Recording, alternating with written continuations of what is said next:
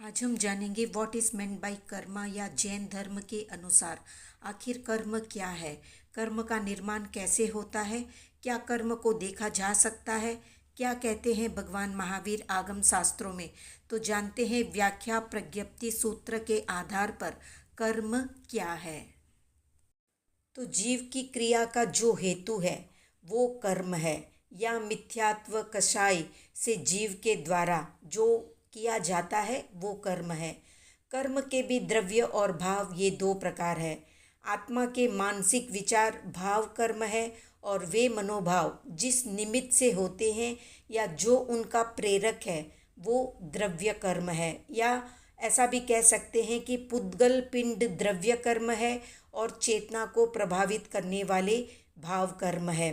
द्रव्य कर्म को आवरण और भाव कर्म को दोष के नाम से सूचित किया जाता है, क्योंकि द्रव्य कर्म आत्मशक्तियों के प्रकट होने में बाधक है, इसलिए उसे आवरण कहा है। और भाव कर्म स्वयं आत्मा की विभाव अवस्था है या पर अवस्था है, इसलिए दोष है।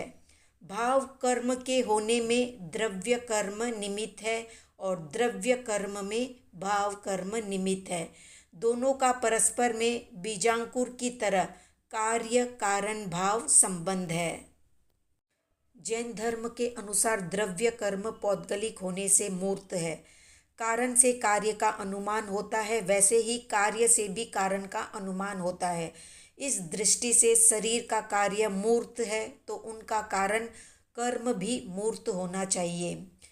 कर्म मूर्त है क्योंकि उनसे सुख दुख आदि का अनुभव होता है, जैसे आहार से। कर्म मूर्त है क्योंकि उनसे वेदना होती है, जिस प्रकार अग्नि से। यदि कर्म अमूर्त होते तो उनके कारण सुख दुख आदि की वेदना नहीं हो सकती थी। तो एक प्रश्न उठता है कि यदि कर्म मूर्त है तो फिर अमूर्त आत्मा पर कर्म का प्रभाव किस प्रकार होता है। अब एक जिज्ञासा हो सकती है कि यदि कर्म मूर्त है तो फिर अमूर्त आत्मा पर कर्म का प्रभाव किस प्रकार होता है। वायु और अग्नि मूर्त है तो उनका अमूर्त आकाश पर प्रभाव नहीं होता है। ठीक वैसे ही अमूर्त आत्मा पर मूर्त कर्म का प्रभाव नहीं होना चाहिए। तो इसके जवाब में शास्त्र कहते हैं कि आत्मा का ज्ञान गुण अमूर्त है।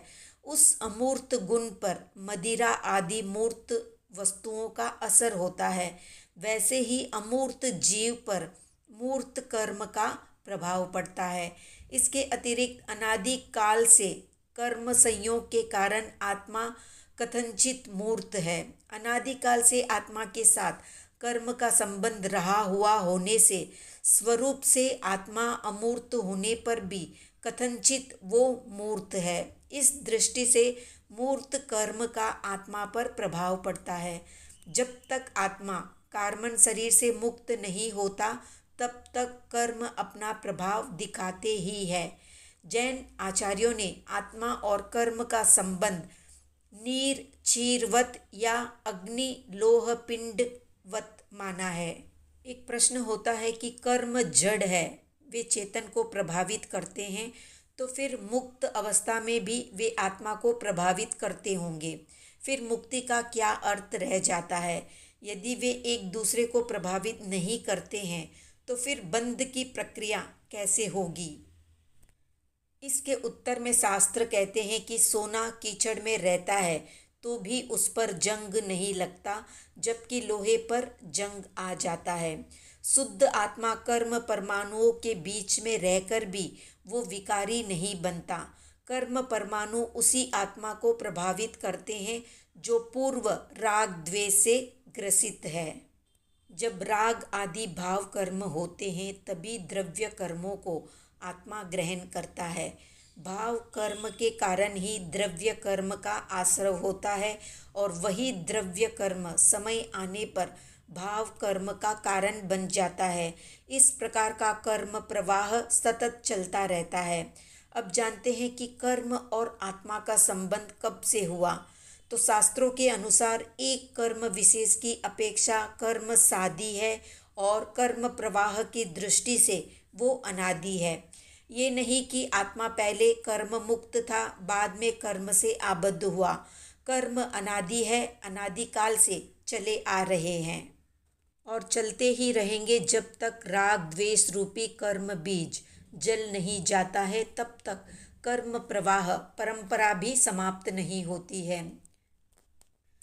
भगवान महावीर के प्रमुख शिष्य गौतम भगवान महावीर से पूछते हैं कि भगवान, प्राणी स्वकृत सुख और दुख को भोगता है या परकृत सुख और दुख को भोगता है? तो भगवान महावीर जवाब देते हुए बताते हैं कि प्राणी स्वकृत यानी खुद से किया हुआ सुख और दुख को भोगता है, दूसरों के द्वारा दिया गया सुख और दुख को नहीं भोगता। तो ये थी संक्षिप्त जानकारी कर्म क्या है इससे संबंधित। अगर कुछ प्रश्न है तो कमेंट में बताएं। आज का प्रश्न है, सिद्ध आत्माओं के कर्म क्यों नहीं लगता है? कमेंट में बताएं। वीडियो पसंद आया तो लाइक शेयर सब्सक्राइब करें।